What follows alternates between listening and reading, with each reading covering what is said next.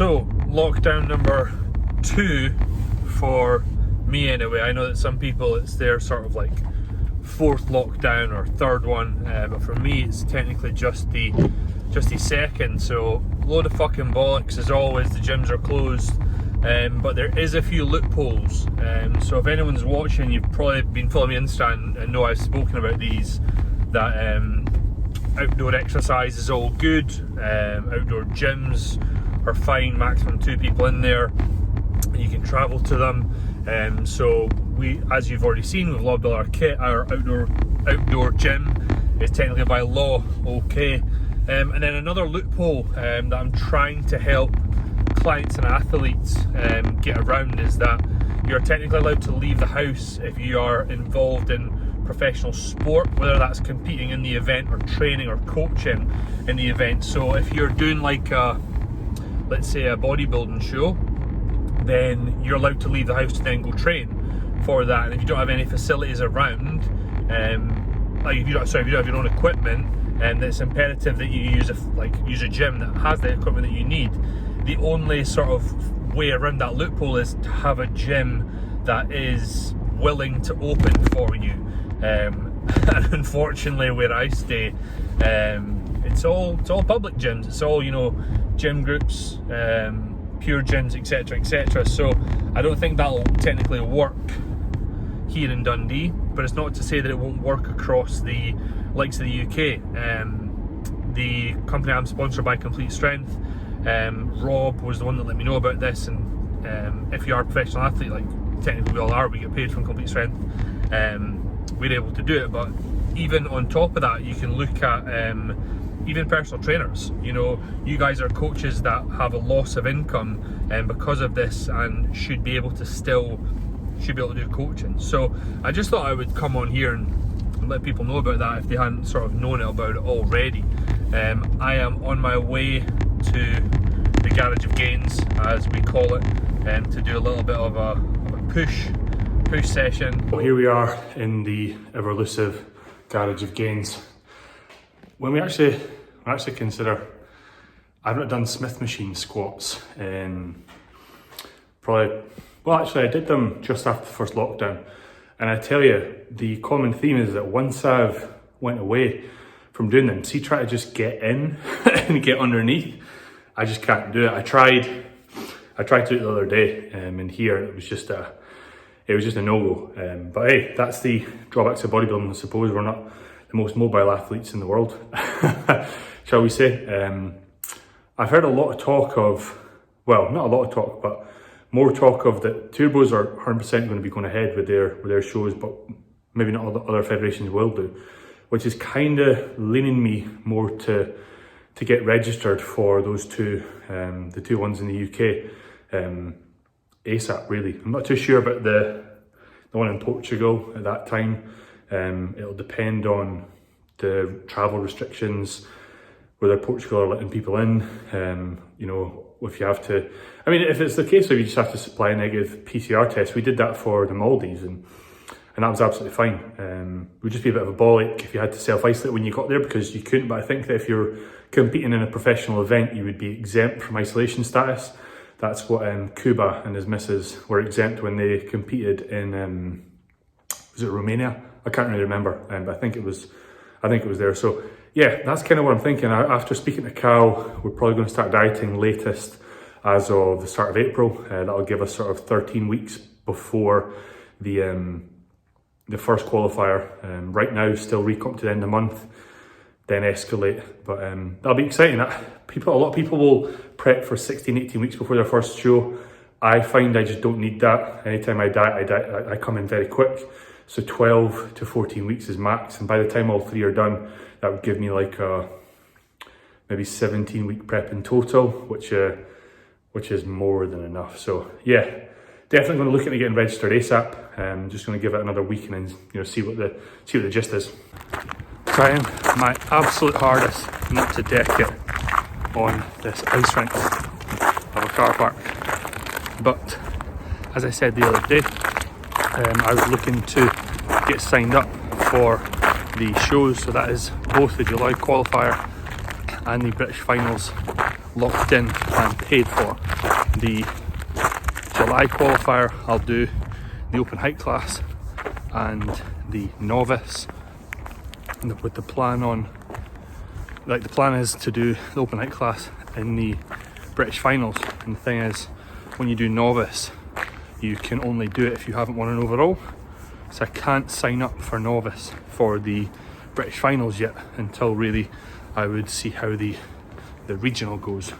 So I'm excited, pumped for both, even though we got an announcement here from PCA that some of the Scottish shows won't go ahead, or they'll get postponed or moved, which has meant some clients we've sort of had to push back their prep, or have had to pretty much just say, actually, you know what, let's just go later on in the year, or let's just go next year, because they've maybe got holidays planned or whatnot. So that wasn't ideal for some of them. That's their second year in a row that it's been moved, but they're all persevering through, which is great to see.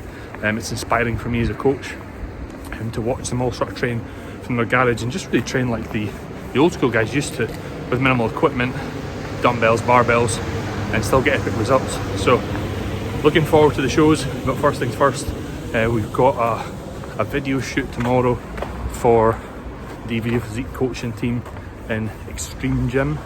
So what that will be is just literally a video library for tutorials that will go on the YouTube channel. So yeah, looking forward to that, and it's going to be epic to see.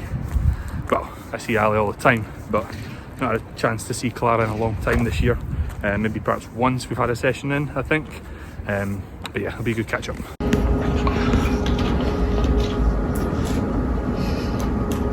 So Tuesday, and I'm just eating my pre-workout before legs. If you're wondering why I'm all red and flush, it's simply niacin, which is horrible, but at the same time amazing. And if you're wondering why you take it, or you see a lot of bodybuilders take it, it's just really to recover your HDLs, which tend to take a little bit of a nosedive when you are on anabolics. And as you know, I'm all about doing things in the sort of healthiest possible way. So video shoot this past weekend was fantastic. I couldn't really film a lot because technically, you know, all the gyms are supposed to be closed, and the last thing we wanted to do was tag someone with Instagram and have the police show up and then obviously not be able to complete the video shoot. But over the 2 days, we got,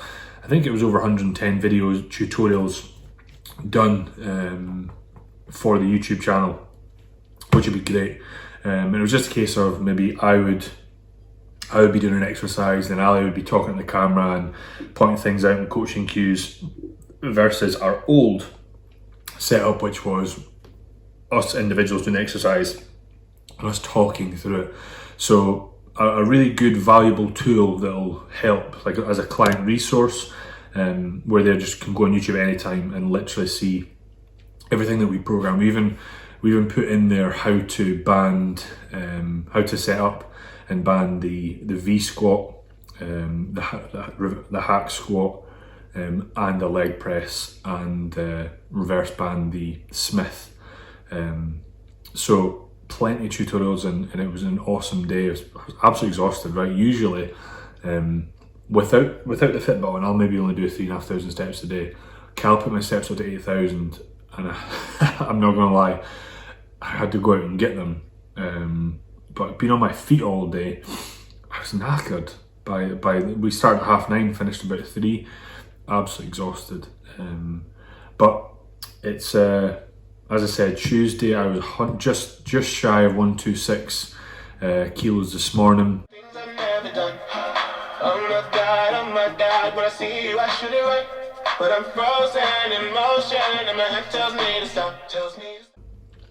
That is this phase done. And if you're wondering, what was this phase? It was just simply a period of time where we dropped food down for me to get my appetite back. It literally returned within a few days. I think that my appetite bombing was because of the stress surrounding the wedding, like with the whole, is it going to go, are we going to get a honeymoon, blah blah blah. But it all worked out fine. Appetite is back, and we enter the sort of last phase before prep begins. So as you probably already know, if you're watching this, cat's out of the bag, we'll be going ahead with the shows this year. Got the green light from my wife to be, as I was again on the fence about whether I would go or not this year, but really looking forward to this year. Even if it means for the majority of prep I will be training from a garage, sort of lock-up setup.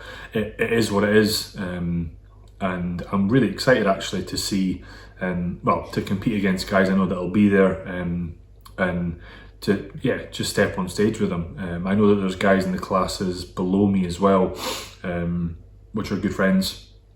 I have a few clients doing the same show, regional, and finals as me, so again that'll be kind of cool to experience that with them. I've competed and had clients compete on the same day before, but there's a couple that'll be doing classic physique, same class as me, but just in the classes below, so class C and class B. So that'd be cool to be backstage with them. But for the most part, not too much has changed. There's talk of restrictions getting tighter, and if so, absolutely fuck that. Get that right in the bin. Some sort of news articles are saying, oh, you can leave your house once a week. That's not for me. I'll still be leaving my house to train for sure.